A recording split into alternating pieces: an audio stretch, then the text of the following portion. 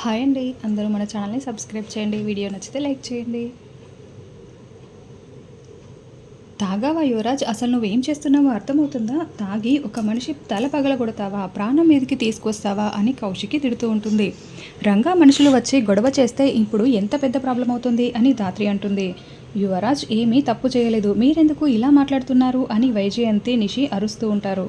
ఒక మనిషి తల పగలగొడితే తప్పు చేయలేదని మాట్లాడతారేంటి అని కౌశికి అరుస్తూ ఉంటుంది.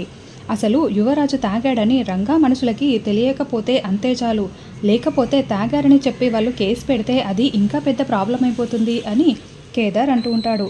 అంటే మా ఆయనకి జైలు శిక్ష వేయించాలని చూస్తున్నావా అని నిషి అరుస్తూ ఉంటుంది.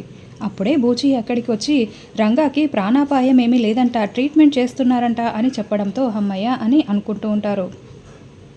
అప్పుడే రంగా మనుషులు కర్రలు పట్టుకొని వచ్చి రారా బయటికి అని అరుస్తూ ఉంటారు. మేము వెళ్ళి మాట్లాడి పంపించేస్తాంలే అని దాత్రి కేదార్ బయటికి వస్తూ ఉంటే మేము కూడా వస్తాము అని సుధాకర్ కౌశికి కూడా వస్తారు. వాళ్ళ సంగతి నేను చూస్తాను అని యువరాజ్ వస్తూ ఉంటే, యువరాజ్ నువ్వేమీ బయటికి రానవసరం లేదు, ఇప్పటికే నువ్వు చాలా పెద్ద తప్పు చేశావు, నువ్వు ఇక్కడే ఉండు అని నిషి వైజయంతి చెప్తూ ఉంటారు. లేదు అని యువరాజ్ కూడా వస్తూ ఉంటే, అయితే మా వెనకాలే ఉండు, ఇంకేమీ మాట్లాడకు అని నిషి వైజయంతి జాగ్రత్తలు చెప్తూ ఉంటారు. వాడెవడు, బయటికి రండి అని రంగా మనుషులు జనాలందరూ అరుస్తూ ఉంటే, అన్నా ప్లీజ్, పొరపాటుగా ఏదో జరిగిపోయింది, ఎంత ఖర్చు అయినా పర్వాలేదు, మేం చూసుకుంటాం, మేమే భరిస్తాము, ప్లీజ్ మనం కూర్చొని మాట్లాడుకుందాం అని దాత్రి కేదార్ చెప్తూ ఉంటే, అయితే మీలో కూడా ఒకరి తల పగలగొడతాము, అప్పుడు కూర్చొని మాట్లాడుకుందామా? ఎంత పెద్ద ఇన్సిడెంట్ జరిగితే మీరు కూర్చొని మాట్లాడుకుందామని ఎలా మాట్లాడగలుగుతున్నారు అని వాళ్ళు నిలదీస్తూ ఉంటారు. అన్న మీరు ఎప్పటి నుండో మాకు తెలుసు కదా, ప్లీజ్ ఏదో పొరపాటుగా యాక్సిడెంటల్గా జరిగిపోయింది కాబట్టి ఇంతటితో వదిలేయండి, ఖర్చు అంతా మేము పెట్టుకుంటాం, ఇంకెప్పుడూ ఇలా జరగదు అని కౌశికి కూడా చెప్తూ ఉంటే, మేడం మీరంటే మాకు చాలా గౌరవం, అందుకే మేము ఇలా మాట్లాడుతున్నాం, మా వాడిని కొట్టిన మనిషిని మాకు అప్పచెప్పేయండి, మేము వాడి సంగతి చూసుకుంటాం, అంతేకాని ఇవన్నీ కాదు, రక్తానికి రక్తం చిందించాల్సిందే అని వాళ్ళు చెప్తూ ఉంటే, అప్పుడే కేదార్ యువరాజు దగ్గరికి వెళ్ళి, యువరాజ్ గొడవ పెద్దదైపోయేలా ఉంది, వాళ్ళ ముందుకు వచ్చి సారీ చెప్పు అని కేదార్ చెప్తూ ఉంటే, ఈ వజ్రపాటి యువరాజ్ సారీ చెప్పడమా, వాళ్ళ ప్రాణాలు తీసేస్తాను అని యువరాజ్ అంటూ ఉంటాడు. అదిగో అన్న, ఆ నల్ల చొక్కా వేసుకున్నాడే వాడే అన్న అని ఒకతను యువరాజ్ని చూపిస్తూ ఉంటాడు. వాణ్ణి కొట్టండిరా అని కొట్టడానికి ముందుకు వస్తూ ఉంటే, ఆగండి అంటూ కేదార్ అడ్డుకుంటాడు. రంగాని కొట్టింది నేనే అంటూ నన్ను కొట్టండి అని కేదార్ అనడంతో, అయితే కొట్టండిరా విన్ని అని కేదార్ని కర్రలతో కొడుతూ ఉంటారు. అలా 2-3 దెబ్బలు కేదార్ని కొట్టగానే కేదార్ అంటూ సుధాకర్ వచ్చి కేదార్ని పట్టుకుంటాడు. కేదార్ కుప్పకూలిపోతూ ఉంటాడు. మళ్ళీ కేదార్ని కొట్టబోతూ ఉంటే ఈసారి దాత్రి ఆ కర్రని గట్టిగా పట్టుకొని తీసుకొని విసిరిపడేస్తుంది. ఏంటి, మనిషి ప్రాణాలు తీసేస్తారా?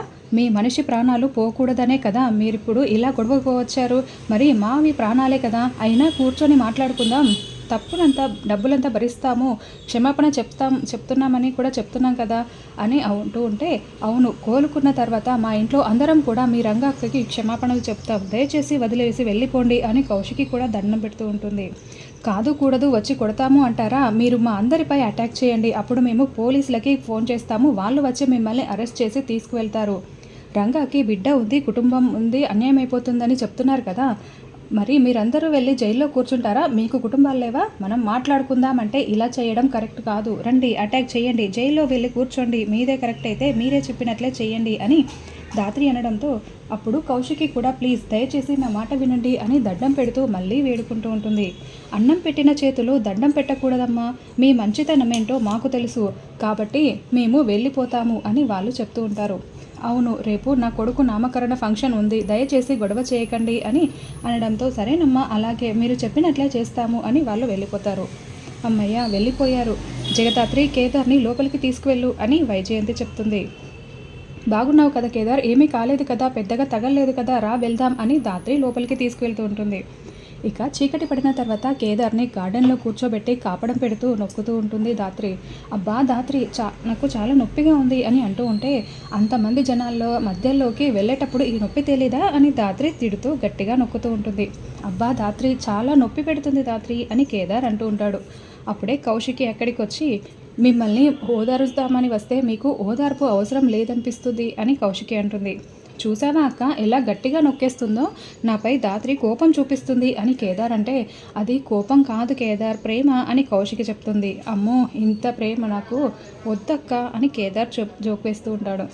నీకేదైనా అయితే అప్పుడు ఏం చేసేవాడివి కేదార్ అని కౌశికి చెప్తూ ఉంటే, అప్పుడే సుధాకర్ కూడా అక్కడికి వచ్చి, అవును నీ ప్రాణాలను కూడా లెక్క చేయకుండా నువ్వు వచ్చావు కదా, మరి నీకేమైనా అయిపోయి ఉంటే ఈ అమ్మాయి పరిస్థితి ఏంటి అని సుధాకర్ అడుగుతూ ఉంటాడు. మీకోసం తమ్ముడి కోసం నేను ప్రాణాలైనా ఇచ్చేస్తాను, ఇక దాత్రిని చూసుకోవడానికి మీ కుటుంబమే ఉంది కదా, నా వల్ల మీ పరువు పోతుందని తెలిసినా కూడా నన్ను ఇంట్లో పెట్టుకొని భరిస్తున్నారు, మరి నేను పోతే నా భార్యను మీరు అనాథలా వదిలేస్తారని నేనెందుకు అనుకుంటాను, పెద్ద కుటుంబమే నా భార్యకి అండగా ఉంది అని కేదార్ అంటూ ఉంటాడు. నువ్వు అడిగింది ఏది కూడా నేను ఇవ్వలేకపోతున్నాను కేదార్, కానీ నువ్వేమో ఇంత ప్రేమ చూపిస్తున్నావు, నన్ను క్షమించు అని సుధాకర్ అంటూ ఉంటే, నాన్న అలా మాట్లాడకండి, మీకు దగ్గరగా ఉండటమే నాకు అంతే చాలు అని కేదార్ అంటాడు. మీరు తలెత్తుకొని కేదార్ నా కన్న కొడుకు అని చెప్పే రోజు త్వరలోనే వస్తుందిలేండి మామయ్య, పరిస్థితులు అనుకూలించకపోతే మీరు మాత్రం ఏం చేస్తారు అని దాత్రి అంటుంది. ఇదంతా దూరం నుండి చూస్తున్న వైజయంతి, అబ్బో అబ్బా కొడుకులు చాలా దగ్గరైపోయారన్నమాట, ఇలా చూస్తూ ఊరుకోకూడదు అని అనుకుంటూ ఉంటుంది. యువరాజ్ ఇంకా బాగా తాగుతూ ఉంటాడు. అప్పుడే వైజయంతి ఎక్కడికి వచ్చి యువరాజ్ చేతిలో ఉన్న మందు బాటిల్ని లాక్కొని ఒక గ్లాసులో నీళ్లు ముఖాన కొడుతుంది. ఏంటి నువ్వు ఇక్కడ తాగుతూ కూర్చున్నావు, అక్కడ అబ్బా కొడుకులు దగ్గరైపోతున్నారు, ఇప్పుడు కొడుకుగా అంగీకరించాడు తెలుసా అని వైజయంతి చెప్తుంది. ఎప్పటికీ కేదార్నే నాన్న కొడుకుగా అంగీకరించకూడదు, వాడి ప్రాణాలు తీసేస్తాను అంటూ యువరాజ్ రివాల్వర్ని చేతిలోకి తీసుకుంటాడు.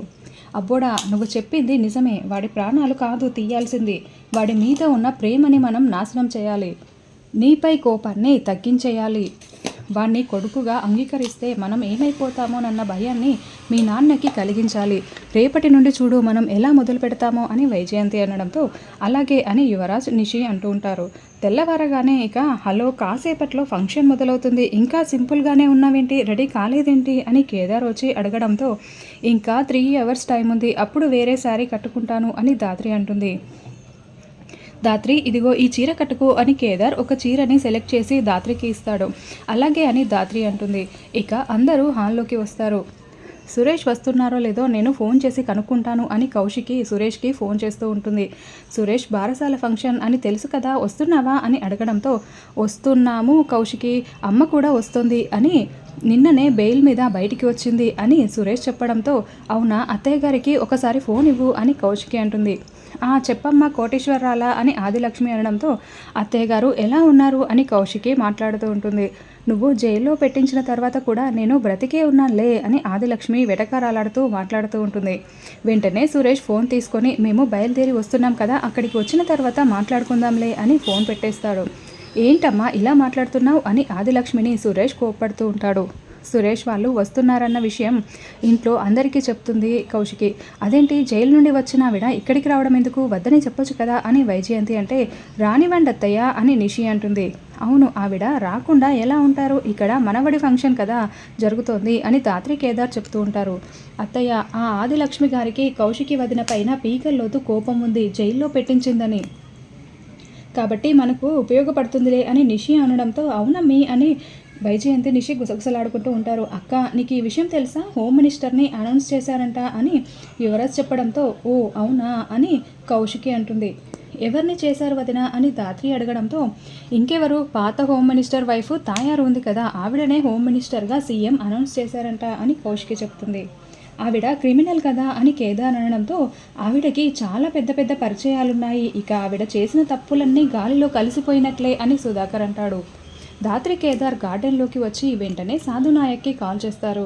అసలు ఆ తాయారుకి క్రిమినల్ బ్యాక్గ్రౌండ్ ఉన్న ఆ తాయారుకి మినిస్టర్ పదవి ఇవ్వడం ఏంటి అని అడగడంతో, అవును మీనన్ తాయారు ఏంటో మీకు అస్సలు అర్థం కావటం లేదు, వాళ్ళు అందరినీ కూడా గడగడలాడిస్తారు, అందుకే అటువంటి వాళ్ళ చేతుల్లో కేంద్రం ఇలా పోస్టు పెట్టేసింది, కానీ మీరు మాత్రం తాయారు దగ్గరికి విష్ చేయడానికి అసలు రాకండి, ఎందుకంటే జేడీని చంపాలని ఆ తాయారు చూస్తోంది కదా అని అనడంతో, అలాగే అని జేడీకేడి అంటారు. ఐజీ దగ్గర నుండి ఫోన్ వస్తుంది అని సాధునాయక్ ఫోన్ పెట్టేసి మళ్ళీ వెంటనే జేడీకేడికి ఫోన్ చేస్తాడు. ఐజీ తప్పకుండా మిమ్మల్ని తాయారు దగ్గరికి తీసుకువెళ్ళమన్నారు, మీరు రావాల్సిందే అని చెప్పడంతో వాళ్ళే భయపడనప్పుడు మనం ఎందుకు భయపడాలి, పదదాత్రి వెళ్దాం అని జేడీకేడి సాధు నాయక్ తాయారు దగ్గరికి వెళ్తూ ఉంటారు. ఇక తాయారు జేడీ వాళ్ళ కోసమే ఎదురు చూస్తూ ఉంటుంది. వాళ్ళకు చుక్కలు చూపిద్దాం అనుకుంటే ఏంటి తమ్ముడు ఇంకా రాలేదు అని ఆబీని అడుగుతూ ఉంటే, అక్క జేడీతో పెట్టుకోవద్దంటే నువ్వు వినలేదు, బావేమో ఇప్పుడు పైకి వెళ్ళిపోయాడు, నీకు కూడా పైకి వెళ్ళిపోవాలని ఉందా అని అభి టెన్షన్ పడుతూ అడుగుతూ ఉంటాడు. ఈ లోపల కార్యకర్తలందరూ వచ్చి మినిస్టర్ అయిన తాయారుకి విషెస్ చెప్తూ బొకేలు ఇస్తూ ఉంటారు. ఏంటమ్మా మీ కొడుకు వచ్చాడంట కదా అని అడగడంతో నిన్ననే ఛత్తీస్గఢ్ నుండి వచ్చాడు, ఇంకా నిద్ర లేవలేదు అని చెప్తూ ఉంటుంది. పట్టపగలే ఫుల్ బాటిల్ ఎత్తి కొడుకు లోపల మందు కొడుతూ ఉంటాడు. అప్పుడే జేడీకేడి బొకే పట్టుకొని తాయారు దగ్గరికి వస్తూ ఉంటారు.